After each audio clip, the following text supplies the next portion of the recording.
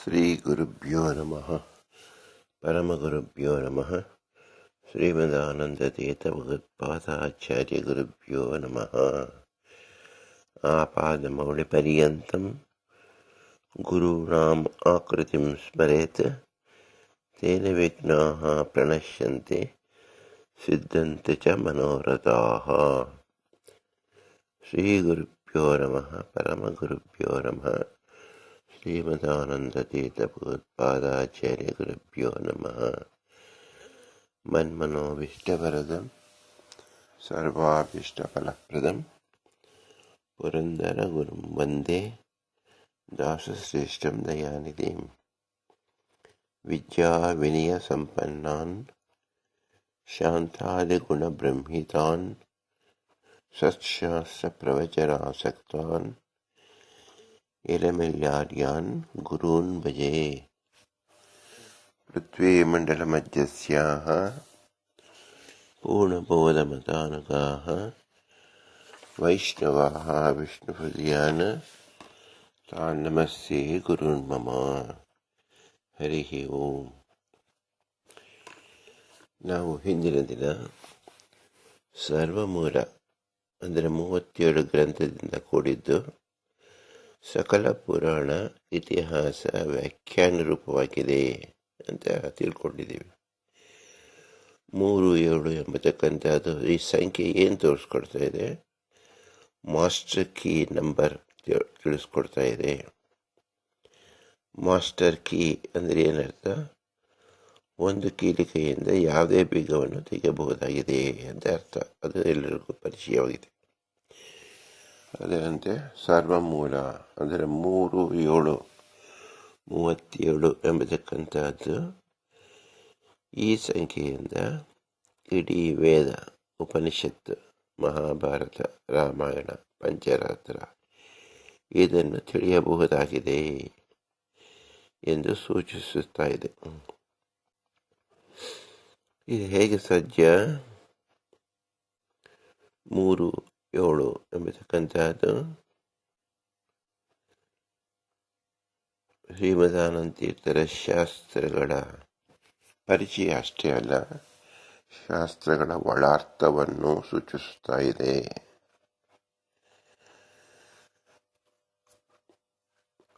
ಸದಾ ದಾಸನಾಗಿರುವಿಕೆ ಆದೇಶವನ್ನು ತೋರಿಸುವುದೇ ಸರ್ವಮೂಲದ ಲಕ್ಷಣ. ಸದಾ ಎಂಬತಕ್ಕಂಥದ್ದನ್ನು ತೋರಿಸ್ಕೊಡ್ತಾ ಇದೆ. ಅದು ಶಬ್ದ 37.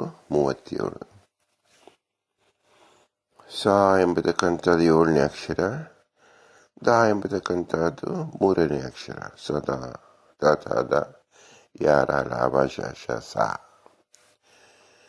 ಸದಾ. ಇದನ್ನು ನಾವು ತಿರುಗಿಸಿ ಹೇಳಿದ್ರೆ ಸದಾ ದಾಸ.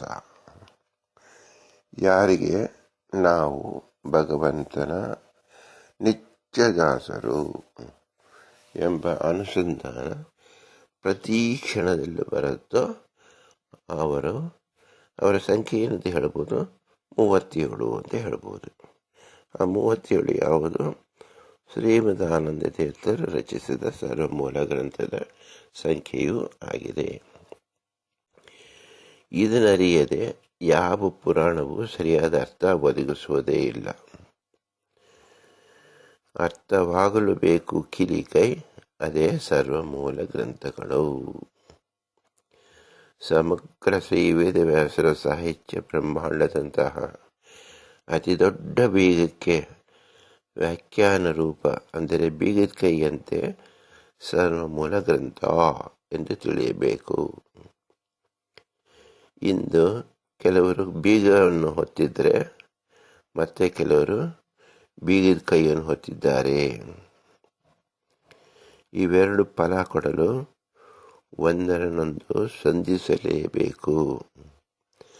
ಅದೇ ವ್ಯಾಸ ದಾಸ ಸಾಹಿತ್ಯದ ಸಮನ್ವಯ ರೂಪವಾಗಿರುವುದು. ದಾಸಾರ್ಯರ ಸಕಲ ಪದಗಳು ಇದಕ್ಕೆ ಸಾಕ್ಷಿಯಾಗಿದೆ. ಒಬ್ಬರ ಕೈಯಲ್ಲಿ ಚಲಿಸುವ ದೂರವಾಣಿ, ಇನ್ನೊಬ್ಬರಲ್ಲಿ ಅದರ ಪಾಸ್ವರ್ಡ್ ಇದ್ದಂತೆ ಇಬ್ಬರದು ಅನುಪಯುಕ್ತ ಎನಿಸಿಕೊಳ್ಳುತ್ತದೆ.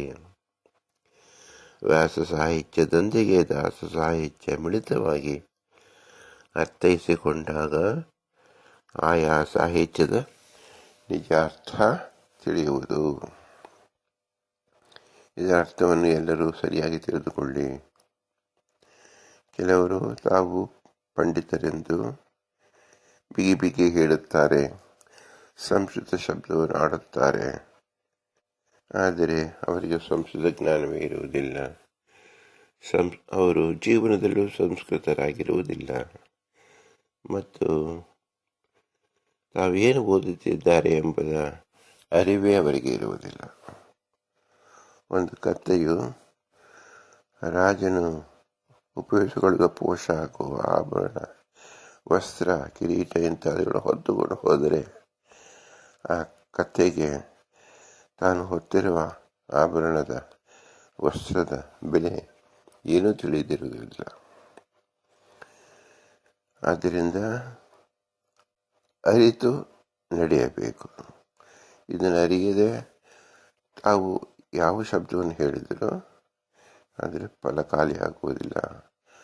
ಅರ್ಥ ಅನುಸಂಧಾನ ಅನುಭವ ಪೂರ್ವಕವಾಗಿರಬೇಕು. ಆದರೆ ಇದನ್ನು ದಾಸರಾಯರು ಏನು ಹೇಳುತ್ತಾರೆ? ಪದುಮನಾಭನ ಪೊಗಳದ ಸಂಗೀತ ಅದು ಗಾರ್ಧ ಬರೋದ ನಾವು. ಅದು ಒಂದು ಶಬ್ದ ಬಂತು, ಅದು ಹಾಡು ಹೇಳಿತು. ಆ ಹಾಡಿನಲ್ಲಿ ಅರ್ಥ ಏನಿದೆ? ಆ ಶಬ್ದ ಬೇರೆಯವರು ಕೇಳಿದರೆ ಏನರ್ಥವಾಗತ್ತೆ? ಶಬ್ದ ಮಾತ್ರ ಗೊತ್ತಾಗತ್ತೆ, ಆದರೆ ಭಗವಂತನ ಸರ್ವೋತ್ತಮತ್ವ ತಿಳಿಯುತ್ತೇನೋ? ಭಗವಂತನ ಸರ್ವೋತ್ತಮ ತಿಳಿದು ತಾವು ದಾಸರೆಂದು ಅವರು ಅನುಭವಿಸುತ್ತಾರೇನೋ? ಎರಡೂ ಇಲ್ಲ. ಅದರಂತೆ ಇಂದು ಕೆಲವರು ದೊಡ್ಡ ಬೀಗವನ್ನು ಹೊತ್ತುಕೊಂಡಿದ್ದಾರೆ, ಗ್ರಂಥ ಭಂಡಾರವನ್ನೇ ಇಟ್ಟುಕೊಂಡಿದ್ದಾರೆ ಅಂತ ಅರ್ಥ. ಅವರು ಹಿಗ್ತಾ ಇದ್ದಾರೆ, ಓ ನನ್ನ ಹತ್ರ ಸಾವಿರಾರು ಪುಸ್ತಕಗಳಿದೆ, ಸಾವಿರಾರು ಲೇಖನಗಳಿದೆ, ನೂರಾರು ಜನರಿಗೆ ನಾನು ಹೇಳ್ತಾ ಇದ್ದೇನೆ ಅಂತ ಹೇಳಿ. ಇದೆಲ್ಲವೂ ಶಬ್ದ ಭಂಡಾರ. ಈ ಶಬ್ದ ಭಂಡಾರವು ಬೇರೆ, ಆ ವ್ಯಕ್ತಿ ಬೇರೆ. ಏಕೆಂದರೆ ಇದೆಲ್ಲವೂ ಕೇವಲ ಹೊರೆ ರೂಪದಲ್ಲಿರ್ತಕ್ಕಂಥದ್ದು. ತನ್ನ ಶರೀರದ ಮೇಲೆ ಪೋಷಾಕಿನಂತೆ ಇರತಕ್ಕಂಥದ್ದು. ಶರೀರದ ಒಳಗಿನ ಬಿಂಬ ಸಾಕ್ಷಾತ್ಕಾರಕ್ಕೆ ಉಪಯೋಗವಾಗದೇ ಇರತಕ್ಕಂಥದ್ದು. ಇದು ನಾವು ಏನಂತ ಕರಿಬೇಕು? ಭಾರ ಅಂತ ಹೇಳಬೇಕು. ಅಂದರೆ ನಮಗೆ ಸಹಾಯಕ ಆಗದೇ ಇರತಕ್ಕಂಥ ಪದಾರ್ಥವನ್ನು ಹೊತ್ತುಕೊಂಡಿದ್ದೇವೆ, ಅದಕ್ಕೆ ಭಾರ ಅಂತ ಹೆಸರು. ಇನ್ನು ಕೆಲವರು ಅದರ ಬೀಗದ ಕೈ ಇದೆ, ಆದರೆ ಕೇವಲ ಬೀಗದ ಕೈಯಿಂದ ಏನು ಪ್ರಯೋಜನ? ಆ ಬೀಗದ ಕೈಯನ್ನು ಉಪಯೋಗ ಮಾಡತಕ್ಕಂಥ ಬೀಗ ಬೇರೆ ಬೇಕಲ್ಲ. ನನ್ನ ಹತ್ರ ಬೀಗದ ಕೈ ಇದೆ ಅಂತ ಹೇಳಿ, ಉದಾಹರಣೆಯಲ್ಲಿ ಬ್ಯಾಂಕಿನಲ್ಲಿ ಅಪಾರ ಹಣವಿದೆ, ಆ ಹಣ ಅವರದಲ್ಲ, ಜನಗಳ ಸೇರಿಸಿದ್ದು ಹಣ. ಆದರೆ ಅವರು ಮಾಲೀಕರು ಅಲ್ಲ, ಅವರು ನೋಡ್ಕೊಳ್ತಾ ಇದ್ದಾರೆ ಅಷ್ಟೇ. ಅದರಲ್ಲಿ ಅವರ ಅಧಿಕಾರವೂ ಇಲ್ಲ, ಅದರ ಪ್ರಯೋಜನವೂ ಇಲ್ಲ. ಅದು ಕೇವಲ ಭಾರ ಆಯಿತು. ಹಾಗೆ ಕೇವಲ ಬೇಡಿಕೆ ಇಟ್ಕೊಂಡಿರೋ ಹಣೆ ಬರಹು ಏನಾಗಿದೆ? ಭಾರ ಎನಿಸಿದೆ. ಅದು ಪ್ರಯೋಜನವೇ ಇಲ್ಲ, ನಿಷ್ಪ್ರಯೋಜನವಾದ ಒಂದು ಸಾಮಗ್ರಿಯಾಗಿದೆ. ಇದರಂತೆ ನನಗೆ ಸಾವಿರಾರು ದಾಸರ ಪದಗಳನ್ನು ಕಲಿತಿದ್ದೇನೆ, ಸಾವಿರಾರು ನುಡಿಗಳನ್ನು ಬಾಯಿಪಾಠ ಮಾಡಿದ್ದೇನೆ, ಸಾವಿರಾರು ಗದ್ಯಗಳನ್ನು ರಚಿಸಿದ್ದೇನೆ. ಯಾರು ಬೀಗುತ್ತಾ ಇದ್ದಾರೋ ಇದೆಲ್ಲವೂ ಕೀಯಂತೆ. ಆದರೆ ಈ ಬೀಗದ ಕೈಯಿಂದ ತಮ್ಮ ಆತ್ಮನೊಳಗಿರತಕ್ಕಂಥ ಬೀಗ ತೆಗೆಯಲು ಸಾಧ್ಯವಾಗೇ ಇಲ್ಲ. ಅಂದರೆ ಬಿಂಬ ಪರೋಕ್ಷ ಇಲ್ಲಿ ತನಕ ಆಗಿಲ್ಲ, ಅಲ್ಲಿ ತನಕ ಬೀಗದ ಕೈ ಇಟ್ಕೊಂಡು ನಮಗೇನು ಪ್ರಯೋಜನ? ನಾವು ಹೊರಗಿನ ಬೀಗವನ್ನು ತೆಗೆಯಬೇಕೇ ಇಲ್ಲ, ನಮ್ಮ ಹೃದಯದ ಬೀಗವನ್ನು ತೆಗೆಯತಕ್ಕಂಥ ಬೀಗದ ಕೈ ಹಾಕಬೇಕು. ಇದು ದಾಸ ಸಾಹಿತ್ಯಕ್ಕೆ ಉದಾಹರಣೆ ಮತ್ತು ಬೀಗ ಎಂಬತಕ್ಕಂಥದ್ದು ವ್ಯಾಸ ಸಾಹಿತ್ಯಕ್ಕೆ ಉದಾಹರಣೆ. ಇದೇ ನಿಟ್ಟಿನಲ್ಲಿ ಶ್ರೀ ಪುರಂದರದಾಸರು ವ್ಯಾಸಕಾಶಿಯಲ್ಲಿದ್ದುಕೊಂಡು ದಾಸರ ಗದ್ಯ ಎಂಬುದು ಶ್ರೀ ಸಾಮಾನ್ಯರಿಂದ ಪಂಡಿತ ಪಾಮರರಾದ ಎಲ್ಲ ವರ್ಗದವರೆಗೂ ಎಲ್ಲ ಪಂಗಡದವರೆಗೂ ಮನಮುಟ್ಟುವ ರಸಭರಿತ ಶಾಸ್ತ್ರ ಪರಿಚಯಿಸುವ ರೂಪ ರಸದೂಟವೆನಿಸಿದೆ. ಇದು ಶಾಸ್ತ್ರಸಾರವೂ ಹೌದು, ಸೂತ್ರ ಅಭಿಪ್ರಾಯವೂ ಹೌದು. ಹಾಗೂ ಶ್ರೀ ವಿಷ್ಣು ನಾಮ ಸಂಕೀರ್ತನ ರೂಪ ಶ್ರೀ ಪುರಂದರದಾಸರ ಗದ್ಯ ರೂಪವೂ ಹೌದು. ಆದ್ದರಿಂದ ಇದನ್ನು ಶಾಸ್ತ್ರಸಾರ, ಸೂತ್ರ ಅಭಿಪ್ರಾಯ, ವಿಷ್ಣುನಾಮ ಸಂಕೀರ್ತನಂ ಪುರಂದರದಾಸ ಗದ್ಯ ರೂಪಂ ಎನ್ನಬಹುದು. ಇದನ್ನು ಮತ್ತೊಂದು ಕೇಳಿ. ಇದನ್ನು ಶಾಸ್ತ್ರಸಾರ, ಸೂತ್ರಾಭಿಪ್ರಾಯ, ವಿಷ್ಣುನಾಮ ಸಂಕೀರ್ತನಂ ಪುರಂದರದಾಸ ಗದ್ಯ ರೂಪಂ ಎನ್ನಬಹುದು. ಈ ಅನಂತಕೋಟಿ ಬ್ರಹ್ಮಾಂಡ ನಾಯಕ ಮತ್ತು ಪುರಂದರದಾಸ ಗದ್ಯ ಏನದು? ಇದು ಶಾಸ್ತ್ರದ ಸಾರ, ಶಾಸ್ತ್ರಸಾರ. ಅಷ್ಟೇ ಏನು, 564 ಬ್ರಹ್ಮಸೂತ್ರಗಳ ಒಟ್ಟು ಅಭಿಪ್ರಾಯ, ಸೂತ್ರಾಭಿಪ್ರಾಯ. ಅಷ್ಟೇ ಏನು, ಅನಂತ ನಾಮಗಳು ಏನು ನಾವು ಕೇಳ್ತಾ ಇದ್ದೇವೆ, ವಿಷ್ಣು ಸಹಸ್ರನಾಮದ ಸಂಕೀರ್ತನ ರೂಪ. ಅಂದರೆ ಅನಂತಕೋಟಿ ಬ್ರಹ್ಮಾಂಡ ನಾಯಕದ ಪ್ರತಿಯೊಂದು ಅಕ್ಷರವು ಏನಂತ ತಿಳಿಸ್ಕೊಡ್ತಾ ಇದೆ? ಅದು ಶಾಸ್ತ್ರ ಸಾರವನ್ನು ತಿಳಿಸ್ಕೊಡ್ತಾ ಇದೆ, ಸೂತ್ರದ ಅಭಿಪ್ರಾಯವನ್ನು ತಿಳಿಸ್ಕೊಡ್ತಾ ಇದೆ ಮತ್ತು ವಿಷ್ಣು ನಾಮ ಸಂಕೀರ್ತನವನ್ನು ತಿಳಿಸಿಕೊಡ್ತಾ ಇದೆ. ಇದನ್ನು ನೀವು ಮುಂದೆ 180 ಪ್ರತಿಯೊಂದು ಗದ್ಯದಲ್ಲಿಯೂ ಸಹ ವಿಸ್ತಾರವಾಗಿ ನೋಡಬಹುದಾಗಿದೆ, ಕೇಳಬಹುದಾಗಿದೆ, ಅನುಭವಿಸಬಹುದಾಗಿದೆ. ಪುರಂದರದಾಸರ ಮಹಿಮೆಯನ್ನು ತಿಳಿಯಬಹುದಾಗಿದೆ. ಅದನ್ನು ಮುಂದಿನ ತರದಲ್ಲಿ ನೀವೇ ಪ್ರತ್ಯಕ್ಷವಾಗಿ ಕೇಳುವಿರಿ, ಕಾಣುವಿರಿ, ಅನುಭವಿಸುವಿರಿ. ಇದನ್ನರಿತ ಶ್ರೀ ವ್ಯಾಸರಾಜರು ಇದನ್ನು ಪುರಂದರೋಪನಿಷತ್ ಎಂದು ಕರೆದರು. ಉಪನಿಷತ್ ಎಂಬುದು ಶಾಸ್ತ್ರಸಾರವು, ಸೂತ್ರಸಾರವು, ಶ್ರುತಿಸಾರವು ಎಂಬ ತ್ರಿವೇಣಿ ಸಂಗಮವಾಗಿರುವಂತೆ ವೇದಾರ್ಥ ಗರ್ಭಿತ ಶ್ರುತಿ ಉಪನಿಷತ್ ಗದ್ಯ ಪದ್ಯ ಭಾವರೂಪವಾಗಿದೆ. ಭಗವದ್ಗೀತೆಯು ಗೀತೋಪನಿಷತ್ ಎಂದು ಕರೆಯಿಸಿಕೊಂಡು ಸಕಲ ಶಾಸ್ತ್ರಾರ್ಥ ರೂಪ ನಿರ್ಣಾಯಕವೆನಿಸಿದೆ. ಇದರಂತೆ ಪುರಂದರೋಪನಿಷತ್ ಸಕಲ ಶ್ರುತಿ ಸೂತ್ರ ಶಾಸ್ತ್ರಸಾರವಾಗಿದೆ. ಇದನ್ನು ದಾಸರಾಯರೇ ನುಡಿದು ತೋರಿಸಿದ್ದಾರೆ. ರಾಮನಾಮ ಪಾಯಸಕ್ಕೆ ಕೃಷ್ಣನಾಮ ಸಕ್ಕರೆ, ಅಚ್ಯುತನಾಮ ತುಪ್ಪವ ಸೇರಿಸಿ ಬಾಯ ಚಪ್ಪರಿಸಿರೋ.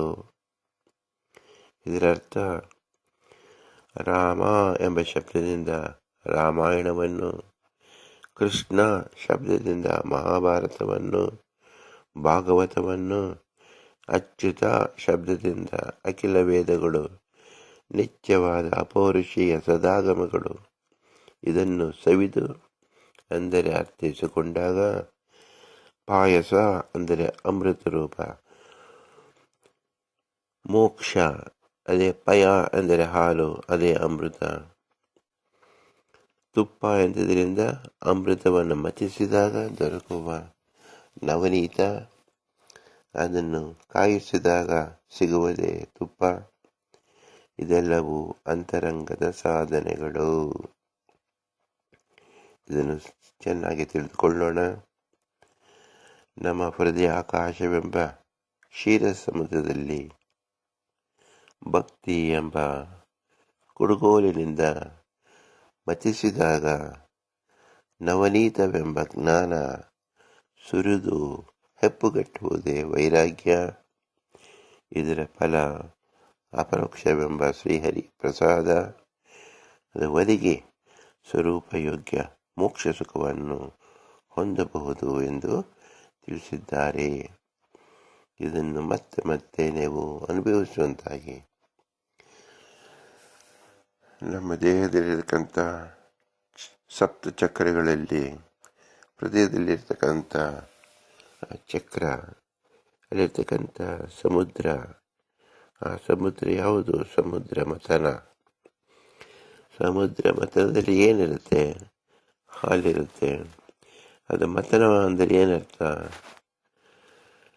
ಅದೇ ನಮ್ಮ ಪ್ರಯತ್ನ ರೂಪ ಮಥನ. ನಮ್ಮ ಪ್ರಯತ್ನವನ್ನು ಹಾಲಿನೊಂದಿಗೆ ಮಾಡಿದಾಗ ಏನಾಗುತ್ತದೆ? ಅದು ತುಪ್ಪದಿಂದ ಬೆಣ್ಣೆ ಬರುತ್ತೆ, ನವನೀತವಾಗಿ ಮಾರ್ಪಾಟಾಗುತ್ತೆ. ದದಿ ಸಂಪರ್ಕದಿಂದ ಅಂದರೆ ಜ್ಞಾನ, ಭಕ್ತಿ, ವೈರಾಗ್ಯ ಇದರ ಸಂಪರ್ಕದಿಂದ ಅಮೃತ ಹೋಗಿ ದದಿಯಾಗಿ, ದದಿ ಮಥನದಿಂದ ಬೆಣ್ಣೆಯಾಗಿ, ಬೆಣ್ಣೆಯನ್ನು ಕಾಯಿಸಿದಾಗ ಅಂದರೆ ನಾವು ಕಾಲಕ್ರಮೇಣ ಅನುಸಂಧಾನವನ್ನು ಅನುಭವಿಸ್ತಾ ಕಾಲ ಕಳೆದಾಗ ಅದು ತುಪ್ಪವಾಗಿ ಪರಿವರ್ತನೆ ಆಗುತ್ತೆ. ಈ ತುಪ್ಪ ಎಂಬತಕ್ಕಂತೆ ಯಾವ ಅಪರೋಕ್ಷ ಜ್ಞಾನ. ಇದನ್ನು ಭಗವಂತನಿಗೆ ದೀಪಾಕಾರವಾಗಿ ಬೆಳಗಿದಾಗ ಅಂದರೆ ಒಳಗಿರೋ ಭಗವಂತನನ್ನು ಕಂಡಾಗ ಭಗವಂತನ ಪ್ರಸಾದ ನಮಗೆ ಒದಗುತ್ತದೆ. ಅದೇ ದಿವ್ಯ ಅಪರೋಕ್ಷ. ಈ ಅಪರೋಕ್ಷದಿಂದ ನಮಗೆ ನಮ್ಮ ನಿತ್ಯವಾದ ಮೋಕ್ಷ ಸುಖವನ್ನು ಪಡೆಯಬಹುದು ಎಂಬುದು ಅನಂತಕೋಟಿ ಬ್ರಹ್ಮಾಂಡ ನಾಯಕದ ತಾತ್ಪರ್ಯ. ಇದು ಸಹ ಪೀಠಿಕಾ ಭಾಗವಾಗಿ ಇನ್ನು ಮುಂದೆ ಈ ಪೀಠಿಕಾ ಭಾಗವೇ ಮುಂದುವರಿಯುತ್ತದೆ. ಅದನ್ನು ನಾಳೆಯೂ ಸವಿಯೋಣ. ಭಾರತೀಯ ನಂಬಿಕೆ ಪ್ರಾಣ ಅಂತರ್ಗತ ಶ್ರೀಕೃಷ್ಣ ಅರ್ಪಣಮಸ್ತು.